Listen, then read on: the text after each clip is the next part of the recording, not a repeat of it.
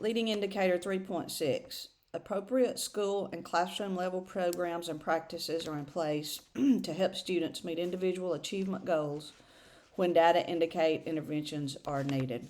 So we're talking about two different things in this indicator. We're talking about programs and practices.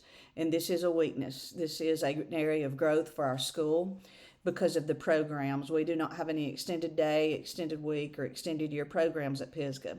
Last year, our faculty applied for maybe a 21st century grant, which would fund an after school program, and the school did not get it.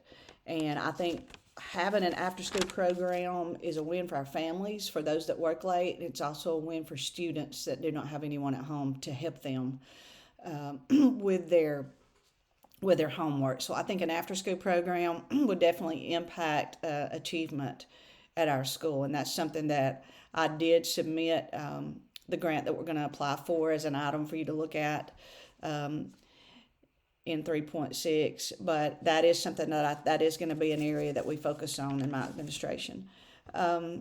So, in practices, now we have the right practices in place in school to help students with individual goals. We have, of course, RTI, and the elementary does a good job of RTI. Those classrooms that are either self-contained or departmentalized only, where they change one time a day, they know their students really, really well.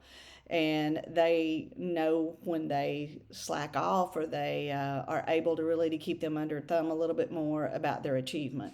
That is a weaker area for our middle school and for our high school. And that is a goal that I have, that, and I've said this in other videos, that we rename RTI time so that it takes on a little bit different meaning, and then that we make our staff a little bit, they have a different concept or maybe a different perception of the importance of that time during the day.